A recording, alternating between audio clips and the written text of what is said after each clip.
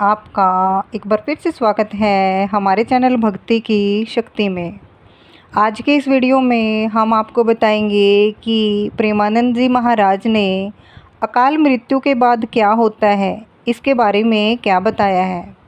राधे राधे भक्तों, आज हम आपको सुनाने जा रहे हैं परम श्रद्धेय परमानंद जी महाराज की एक ऐसी दिव्य और प्राचीन, जीवन को झकझोर देने वाली कथा, जिसे कृपया ध्यानपूर्वक श्रद्धा और भक्ति भाव से अंत तक अवश्य सुनिएगा। यह सिर्फ एक कथा नहीं है, यह एक आत्मा से आत्मा की पुकार है, एक संत की वाणी से निकला सत्य जो जीवन, मृत्यु और परम गति के रहस्य को उजागर करता है। प्रेमानंद जी महाराज इस कथा में न केवल एक अद्भुत आध्यात्मिक अनुभव साझा करते हैं, बल्कि यह भी बताते हैं कि मृत्यु कोई अंत नहीं है, बल्कि एक गहरा अध्याय है आत्मा की यात्रा का। उन्होंने स्पष्ट किया है कि कौन मृत्यु के पश्चात कहाँ जाता है, आत्मा किन स्थितियों से गुजरती है और क्या है मृत्यु के पश्चात की पीड़ा और शांति। और आज इस संदर्भ में हम श्रद्धांजलि अर्पित करते हैं हाल ही में अहमदाबाद में हुए प्लेन क्रैश दुर्घटना में दिवंगत उन सभी आत्माओं को जो असमय इस संसार से चली गई। हमारी यही प्रार्थना है, हे प्रभु, उन सभी आत्माओं को शांति प्रदान करें, उन्हें अपने चरणों में स्थान दे और उनके परिवारजनों को संबल दें। आगे इस कथा में अकाल मृत्यु या दुर्घटना में प्राण जाने का पर क्या होता है, ये भी जानेंगे। यदि यह कथा आपके अंतर्मन को छू जाए तो कृपया इसे लाइक करें, शेयर करें और चैनल को सब्सक्राइब अवश्य करें, ताकि इस दिव्य ज्ञान को अधिक से अधिक आत्माओं तक पहुंचाया जा सके।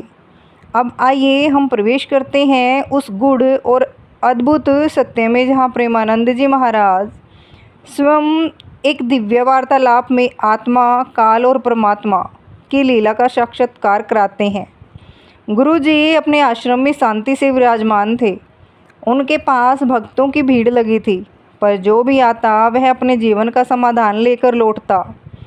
उस दिन एक विनम्र शिष्य श्रद्धा भाव से प्रश्न लेकर आया। उसकी आंखों में चिंता थी और स्वर में जिज्ञासा। गुरुदेव, उसने कहा, आपके चरणों में दास का कोटि कोटि प्रणाम। मेरा एक प्रश्न है, जो लोग अकाल मृत्यु या दुर्घटना में प्राण त्यागते हैं, उनकी आत्मा को क्या शांति प्राप्त होती है? क्या उन्हें ऊर्ध्वगामी गति मिलती है या नहीं? गुरुजी ने शांत भाव से उसकी ओर देखा। उनके मुखमंडल पर करुणा की आभा थी। वे बोले, प्यारे बच्चा, मृत्यु कैसे हुई यह जीवन के अंतिम परिणाम को निर्धारित नहीं करता। असली प्रश्न यह नहीं कि यह कैसे मरे, बल्कि यह है कि उसने कैसा जीवन जिया। बड़े बड़े संतों की भी हमने दुर्घटना में मृत्यु होती देखी है। पूज्य बक्सर के मामा जी एक दिव्यात्मा बरसाने कथा करने जा रहे थे। श्री जी के दर्शन किए और लौटते समय एक ट्रक ने आकर प्रहार कर दिया। पर क्या आप कह सकते हैं कि उनकी आत्मा को शांति नहीं मिली? नहीं बच्चा, वह तो राधा रानी की कृपा से उसी क्षण उनके चरणों में लीन हो गए। उसी प्रकार उड़िया बाबा जी महाराज कितने बड़े सिद्ध संत थे। अंत समय में एक विक्षिप्त व्यक्ति ने गंडासा मार दिया। क्या उनकी अधोगति होती हुई? अरे नहीं, वह तो जीवन में ही ब्रह्म पद को प्राप्त हो चुके थे। उनके शरीर को भले क्षति पहुंची हो, पर आत्मा तो प्रभु की गोदी में जा समाई। गुरुजी ने कुछ क्षण रुककर गहरी सांस ली, फिर आगे बोले, याद रखना, मृत्यु की घटना से किसी आत्मा की गति तय नहीं होती, वह तय होती है कि जीवन की धारा से। परीक्षित जी को देखो, सर्प काटने से मृत्यु हुई, पर वह सीधे परम पद को प्राप्त हुए। क्यों? क्योंकि उनका जीवन पूर्णतया भक्ति में समर्पित था। और दूसरी ओर कोई पापी है तो जीवन भर अधर्म करता रहा, फिर भी उसकी मृत्यु आराम से हो गई। कोई रोग नहीं, बस दिल का दौरा पड़ा और चला गया। तो क्या वह स्वर्ग गया? नहीं, उसके पुण्य कर्मों की बची कुची पूंजी उसकी शान अंत बना। लेकिन जब उसके पाप फलित होंगे तो उसकी आत्मा को दुर्गति ही प्राप्त होगी। कुछ लोग पूछते हैं, एक भजन करने वाला व्यक्ति दुख झेलता है, बीमार रहता है और पापी ऐश करता है, यह क्यों? बच्चा जो भक्त है उसके सारे पाप उसी जन्म में जलाए जा रहे हैं ताकि वह इस जन्म में ही मुक्त हो जाए, जबकि पापी अपने पिछले जन्म के पुण्य भोग रहा है पर उसका आगामी जीवन अंधकार में होगा। मान लो कोई व्यक्ति एक दीवार के नीचे बैठा था और अचानक दीवार गिरी, उसकी मृत्यु हो गई। सब कहेंगे अकाल मृत्यु, लेकिन क्या वह अकाल मृत्यु थी? नहीं, वो पहले से तय हो चुकी थी, जैसे किस दिन किस घड़ी कहाँ कैसी मृत्यु होगी, सब पूर्व निर्धारित है। अब यह देखना है कि उस व्यक्ति ने कैसा जीवन जिया। यदि उसका जीवन प्रभु में था, सेवा और भक्ति में था, तो भले दुर्घटना में मृत्यु हो वह स्वर्ग पाता है। मृत्यु की शैली नहीं, जीवन की शैली महत्व रखती है। कोई गंगा में डूब कर मरे लेकिन उसका जीवन अधर्म में बीता तो वह नरक ही जाएगा। वही यदि कोई कष्ट में मरे पर जीवन प्रभु को समर्पित था तो वह निश्चित ही परम गति को प्राप्त होगा। गुरुजी अंत में मुस्कुराए और बोले, तो बेटा मृत्यु कैसी हुई? यह प्रश्न व्यर्थ है, मूल बात यह है तूने कैसा जिया। गोधूली वेला का समय था। आश्रम में हल्की सी हवा बह रही थी और प्रेमानंद जी महाराज अपने स्थान पर ध्यान मग्न बैठे थे। तभी एक शिष्य अपनी व्यथा लेकर उनके समीप आया।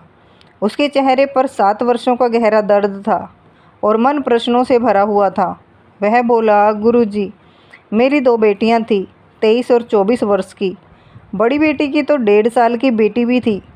7 वर्ष हो गए परंतु मन शांत नहीं होता। कभी कभी लगता है कि क्या मेरी बेटियां अब भी कहीं अस्तित्व में हैं? क्या उनकी मृत्यु ही उनका अंत थी? महाराज ने अपनी शांत दृष्टि से उनकी ओर देखा और बोले, बेटा, मृत्यु किसी जीवन का अंतिम निर्णय नहीं होती। जीवन की धारा उसके कर्म से तय होती है। अगर जीवन भर कोई पाप करता रहा लेकिन अंतिम क्षणों में उसके मुख से राम, हरि, कृष्ण या राधा निकला तो उसका भाग्य पलट सकता है, क्योंकि अंत में वही भाव फल देता है। यह संसार मृत्युलोक है, जहाँ जिसने जन्म लिया है उसे एक न एक दिन मृत्यु का आलिंगन करना ही है। शिष्य की आंखों से आंसू बह निकले। उसने कहा, गुरुजी, मेरी बड़ी बेटी बहुत धार्मिक थी। जब मुझे कैलाश मानसरोवर जाने का अवसर मिला था, उसी ने कहा था, पापा आप जाइए, मैं दुकान संभाल लूँगी। उस समय वह केवल 29 वर्ष की थी। आज भी उसकी याद आती है, मन रोक नहीं पाता। महाराज ने धीमे स्वर में कहा, तुम्हारे जैसा व्यक्ति तो जो आज भी 7 वर्षों से दुख में डूबा है, वह भले ही उसे भूल न पाए, लेकिन एक बात गांठ बांध लो, उसने अपना कर्म भोग लिया। अब तुम जो कर रहे हो वह तुम्हारे अपने कर्म हैं। अपने आप को हरि चिंतन में लगाओ। माया यही नाटक करती है, एक बार पुत्र, एक बार पत्नी, एक बार मित्र बनाकर भेजती है। कोई किसी का नहीं, केवल भगवान ही एकमात्र सत्य है। वह थोड़ी देर मौन रहा, फिर प्रेमानंद जी बोले, तुम्हारे मन में जो पीड़ा है वही पीड़ा गोस्वामी तुलसीदास जी को भी थी। जब उनकी पत्नी रत्नावली मायके गई थी तो तुलसीदास जी विरह में अंधे हो गए। वे रात में ही उनके पीछे जा पहुँचे। तब रत्नावली ने उन्हें यह वचन कहा जिसने तुलसीदास को संत बना दिया, लाज न आवत तुलसिया, थोरे दिन भजी लेत, असु नर तनु जो हरि भजे, सो नर तुलसी देत। तुलसीदास जी ने उसी क्षण अपने जीवन को बदल दिया और अपने प्रिय के स्थान पर भगवान श्री राम को रख लिया। जिस मोह ने उन्हें गिराया उन्हीं ने उन्हें उन्नति दी और फिर उन्होंने रामचरितमानस की रचना की, जो आज युगों युगों तक अमर है। शिष्य ध्यान से सुन रहा था। महाराज ने आगे कहा, जैसे तुलसीदास जी ने अपने शोक को भक्ति में बदल दिया, वैसे ही तुझे भी अपने आंसुओं को भजन में बदलना है। तेरी बेटियां तुझे रोते हुए नहीं देखना चाहती होंगी, वे चाहती होंगी कि तू अपने जीवन को भक्ति से भर दे ताकि उनका जन्म भी सार्थक हो। फिर उन्होंने चित्रकेतु की कथा सुनाई, कैसे एक पुत्र की मृत्यु से दुखी राजा को नारद जी ने आत्मा का सत्य बताया। चित्रकेतु को आत्मबोध हुआ और वे हरिभक्त हो गए। महाराज थोड़ी देर रुके और फिर बोले, भागवत में चित्रकेतु नाम के एक राजा की कथा आती है। बहुत सारी रानियां थी पर पुत्र नहीं था। नारद और अंगिरा ऋषि उनके पास गए और उन्होंने कहा, राजन तुम धर्मात्मा हो फिर भी इतना दुखी क्यों? राजा बोले, मुझे बस एक पुत्र चाहिए। तो नारद जी बोले, ठीक है पुत्र मिलेगा, पर हर्ष और शोक दोनों साथ आएंगे। और वही हुआ, पुत्र हुआ, पर द्वेषवश रानियों ने उसे जहर दे दिया। राजा रोते रहे। तब नारद जी ने कहा, उसकी आत्मा को बुला लाते हैं। आत्मा आई और बोली, मैं न इस जन्म में इनका पुत्र हूँ न पिछले जन्म में। यह केवल अपने स्वार्थ के लिए रो रहे हैं।